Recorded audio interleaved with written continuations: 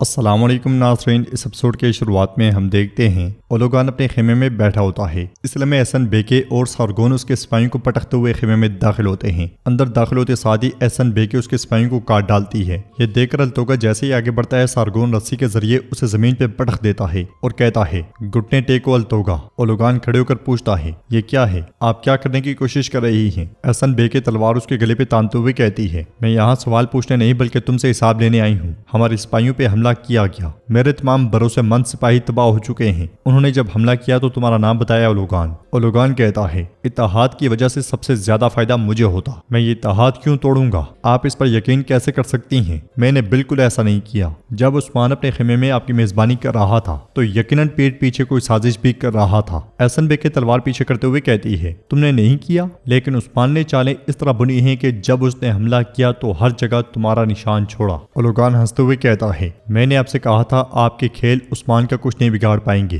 وہ صرف مرنے کا مستحق ہے، چلو اسے مار ڈالتے ہیں۔ مگر احسن بیکے کہتی ہے، نہیں، جبکہ عثمان ہمارے خلاف کھیل کھیل رہا ہے، ہم بھی اس کے خلاف کھیل کھیلیں گے۔ چونکہ عثمان محصول ادا کرنے پہ راضی ہو گیا ہے تو ایسا نہیں ہوگا۔ اولوگان ایک دم سے پوچھتا ہے، محصول کہاں سے لایا اس نے؟ تو احسن بیکے کہتی ہے، وہ سردار ایاز سے وصول کرے گا اور ہمارے پاس آئے گا، اور اس طرح وہ اپنی بیٹی کی شادی میرے بیٹے سے کرنے سے نجات پا لے گا۔ وہ یہی سوچتا ہے۔ اولوگان کہتا ہے، میں عثمان کے لیے جال بچھا کر اس کے پاس جو سونا ہے وہ لے لوں گا، اور اس طرح اس نے آپ کے ساتھ جو وعدہ کیا ہے اسے توڑ ڈالے گا۔ احسن بیکے کہتی ہے، وہ محصول ادا نہیں کر سکے گا اور میرے بیٹے کے ساتھ اپنی بیٹی کی شادی کروائے گا۔ اصل کھیل تو تب شروع ہوگا، عثمان کی باغی گردن میرے سامنے جھک جائے گی، پھر کبھی کوئی منگولوں کے سامنے سر نہیں اٹھا سکے گا۔ ادھر ہم دیکھتے ہیں کہ اورحان اپنا زخم داغ رہا ہوتا ہے، اور زخم داغنے کے بعد وہ سیدھا عثمان صاحب اور اپنے ساتھیوں کے پاس جاتا ہے۔ عثمان صاحب کہتے ہیں، وہ ہمارے سینوں کو نشانہ بنانے والے اندھے خنجر سے ہمیں نہیں ڈرا سکتے، نہ ہی وہ زخم جو انہوں نے ہمارے دلوں میں کھولے ہیں۔ ہمیں اپنے زخم داغ کر ہمیشہ سچائی کے راستے پہ مسلسل چلتے رہنا چاہیے۔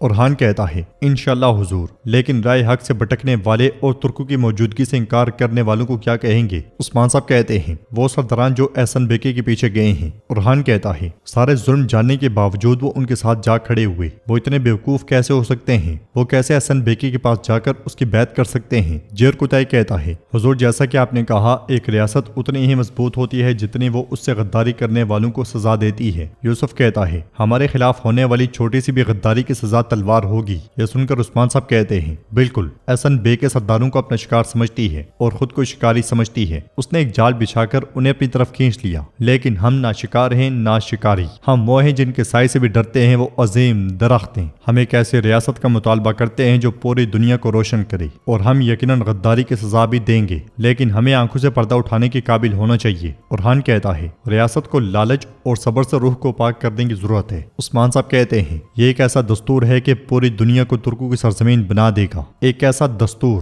جو ہماری تلواروں سے براعظموں میں انصاف پھیلائے گا، جو ہمیں دانت دکھائے گا ہم اس کے دانت توڑ دیں گے، اور جو ہمیں اپنے پنجے دکھائے گا اس کے پنجے نوچ لیں گے۔ ہم ایک رہیں گے، متحد رہیں گے، ہم ترکوں اور مسلمانوں کے مستقبل کے لیے قیام نو کی آگ کو روشن کریں گے۔ پھر کھڑے ہو کر کہتے ہیں، اب ہمیں جو کرنے کی ضرورت ہے احسن بیکے کو محصول ادا کرنا ہے۔ ایاز صاحب کل آپ اپنے قبیلے جائیں گے اور صندوقوں سے بھری ہوئی گھوڑے گاڑیاں لائیں گے، ہم احسن بیکے کے سامنے پہنچیں گے۔ اب ہر کوئی اپنے فریضے پہ پہنچے۔ سب چلے جاتے ہیں اور توران عثمان صاحب کے پاس آ کر کہتا ہے، شہزادے علاؤالدین کی طرف سے سپاہی لے کر آیا ہے۔ خط پڑھتے ساتھ ہی عثمان صاحب کہتے ہیں، صوفیہ کا کتا ہریستو، حلیمہ کی پرورش کرنے والی خاتون، وہ کل اس کے پاس جائے گا۔ علاؤالدین اور گونچہ اس کے پیچھے ہیں۔ یہ سن کر اورحان بہت خوش ہوتا ہے۔ اندر خیمے میں بالا خاتون دعا مانگ رہی ہوتی ہیں، اس لیے حلیمہ وہاں آتی ہے۔ نماز پڑھنے کے بعد بالا خاتون اٹھتی ہیں اور جیسے ہی حلیمہ کو دیکھتی ہیں تو حلیمہ کہتی ہے، میں نے آپ کو نماز پڑھتے ہوئے دیکھا تو میں نے سوچا کہ آواز نہ نکالوں، الجن خاتون نے مجھے بھیجا ہے۔ کپڑے اس سے لینے کے بعد بالا خاتون اس کا شکریہ ادا کرتی ہیں اور کہتی ہیں، ہم حلیمہ کے ایک قدم اور قریب ہو گئے ہیں مریم۔ بالا خاتون دوپٹہ بدل رہی ہوتی ہیں تو حلیمہ مسلسل انہیں دیکھ رہی ہوتی ہے، اور دیکھتے دیکھتے بچپن کے لمحات میں جا پہنچتی ہے جب بالا خاتون اسے سوپ پلا رہی تھی۔ سوپ پیتے پیتے حلیمہ بھاگنے لگ گئی تھی اور بالا خاتون اس کے پیچھے بھاگی تھی۔ حلیمہ نے پورے خیمے میں بالا خاتون کو خوب دوڑایا تھا۔ بالآخر بالا خاتون نے اسے پکڑ لیا تھا اور اسے بہت پیار کیا تھا، وہ اسے اٹھا کے گھمانے لگ گئی تھی۔ ان خیالات رات کے بعد بھی مریم بالا خاتون کو دیکھ رہی ہوتی ہے۔ اسے اس طرح سے محسوس کر کے بالا خاتون اس سے کہتی ہیں، مریم کیا ہوا؟ کیا تم ٹھیک ہو؟ کیا تم مجھے سن رہی ہو؟ بہت دیر کے بعد مریم غمگین ہوتے ہوئے کہتی ہے، ماں۔ یہ کہتے ساتھ ہی وہ گر جاتی ہے تو بالا خاتون اس کے پاس بیٹھ جاتی ہیں، پھر جلدی سے اٹھتی ہیں اور پانی لا کر دیتی ہیں۔ کچھ دیر کے بعد حلیمہ کہتی ہے، میں ٹھیک ہوں، میں ٹھیک ہوں، میں نے خیال دیکھا، میں نے اپنی ماں کو دیکھا۔ بالا خاتون اس سے کہتی ہیں، کہیں باہر مت جاؤ اور خیمے میں جا کے آرام کرو، چلو چلو بیٹی شاباش۔ اس لمحے ہولوفیرا اور الجن وہاں پہ آتی ہیں اور ہولوفیرا کہتی ہے، ماں میں بھی آپ کے ساتھ آؤں گی، میں گرجا گھر میں آپ کی مدد کر سکتی ہوں۔ تو بالا خاتون کہتی ہے، نہیں میری بیٹی۔ ہولوفیرا کہتی ہے، دیکھیں ماں، میں انہیں اچھی طرح جانتی ہوں، میں ان کی زبان بھی جانتی ہوں، مجھے بھی آنے دیں۔ یہ سن کر بالا خاتون اس سے کہتی ہیں، چلو میری بیٹی چلو۔ راہبہ لوسیا کو ڈھونڈتے ہیں۔ راہبہ لوسیا کا نام سنتے ساتھ ہی حلیمہ مزید شش و پنج کا شکار ہو جاتی ہے۔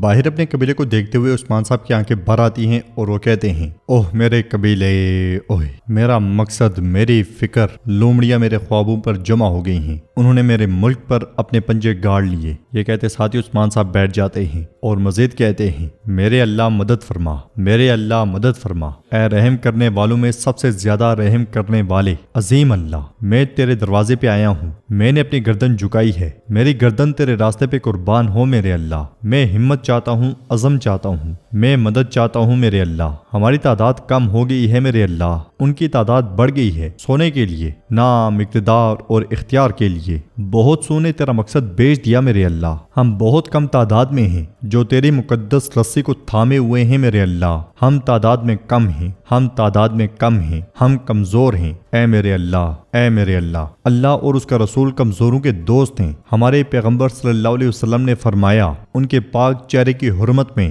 اس کمزور شخص کو طاقت عطا فرما، میرے عزم میں اضافہ فرما، میری خواہشات کو پورا فرما، مجھے اکیلا مت چھوڑ، مجھے کافروں کے ہاتھوں میں نہ چھوڑ۔ پھر ہاتھ اٹھاتے ہوئے کہتے ہیں، اے میرے اللہ مجھے طاقت دے اور مجھے کامیابی سے ہمکنار کر، میرے اس دعویٰ میں میرا اور میرے پیچھے کھڑے ہونے والوں کا ساتھ دے۔ اے میرے اللہ، میرے قبیلے کو حاصل کرنا میرا مقدر بنا اور میرے وطن کی حفاظت فرما، میرا مقدر بنا کہ میں دنیا جہاں میں تیرا نام پھیلا سکوں۔ آمین آمین آمین۔ دعا کے بعد عثمان صاحب کافی پرسکون دکھائی دیتے ہیں۔ ناظرین، اس کے بعد ہم اگلے دن میں دیکھتے ہیں جنگل میں کھڑا التوگا سپاہیوں کے ساتھ قبیلے کو دیکھ رہا ہوتا ہے، جبکہ عثمان صاحب قبیلے سے نکل رہے ہوتے ہیں اور ہانون سے کہتا ہے، میرے حضور ہم بالکل تیار ہیں، انشاءاللہ آج ہم فتح یاب ہوں گے۔ تو عثمان صاحب کہتے ہیں، انشاءاللہ آج وہ دیکھیں گے کہ برائی کے جال کیسے بنے جاتے ہیں، وہ ترک قوم کے بازو تو مروڑ سکتے ہیں لیکن وہ اسے کبھی توڑ نہیں سکتے۔ چلو پھر بسم اللہ۔ وہ سب گھوڑوں پر سوار ہوتے ہیں اور وہاں سے روانہ ہو جاتے ہیں۔ تو ناظرین، اس کے ساتھ یہ ایپیسوڈ بھی اختتام پذیر ہوتی ہے۔ ویڈیو پسند آئے تو لائک کر دیں، شیئر کر دیں، سبسکرائب نہیں کیا ہوا تو سبسکرائب کرنے کے ساتھ ساتھ گھنٹی والے آئیکن کو دبانا مت بھولیں تاکہ ہماری نیکسٹ آنے والی ویڈیوز کا نوٹیفیکیشن آپ کو مل سکے اور آپ وہ ویڈیوز دیکھ سکیں۔ انشاءاللہ ملتے ہیں نیکسٹ ویڈیو میں، تب تک کے لیے رکھیں اپنا اور اپنوں کا بہت زیادہ خیال۔ اللہ نگہبان۔